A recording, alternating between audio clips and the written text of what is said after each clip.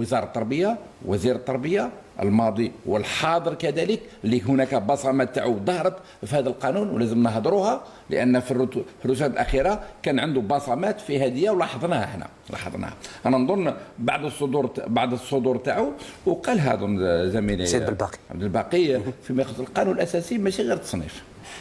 اولا لازم واحد حنا نقولوا في المسار المهني تاع اي موظف لازم يعرف مين يبدا وين ينتهي.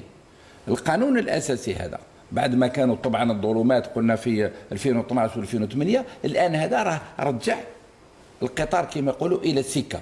اولا راح الاساتذه كل الموظفين استفادوا، ولكن بدرجات طبعا بدرجات. لازم نعرفوا بان نحن في الوظيفه العمومي وهو دائما يشجع على التكوين، يشجع على الشهادات. كاين الشهادات ومجموعه، انا نقدر نقول لك ممكن في لي ديتاي، انا جبت لك تقريبا الكتيبات كاع فيما يخص كالكو ديتاي، ولكن الى حد الان نعم احنا ما عندناش لو ديتاي النهائي مثلا تاع الترقيه كيفاش، ولكن عندنا بعض المؤشرات نعطيك مثال، مثلا مؤشرات فيما يخص الموظفين. اولا نتكلموا على الامور دائما مهما يكون نتكلموا على الامور التربويه.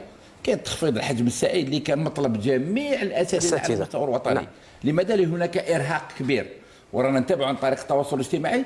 كان مطلب اساسي على التقاعد المسبق، لان مهنه التعليم فهي مهنه شاقه. رئيس جمهوريه الجزائر اولا كان تعهد بها في اول ماي في المركزيه النقابيه بمزارنا، وكان عندي الشرف تكلمت عليه وجاوبني وقال لي مهنه شاقه للتعليم وساخذ اجراءات فيها النقص، وهو الذي كان وفى بها. نعم. معناها الى حد الان بعض الناس يقول لك انا اللي راني نشوف وهي المغردين اكثر من الحقيقيين. صحيح. واللي راهم يتكلموا كاين بعض الناس بنيه يتكلموا، وكاين بعض الناس بخلفيات، وهذوما الخطر. لان الى حد الان القانون لم يصدر بعد، ما عندناش كل المعلومات الاساسيه. نعم.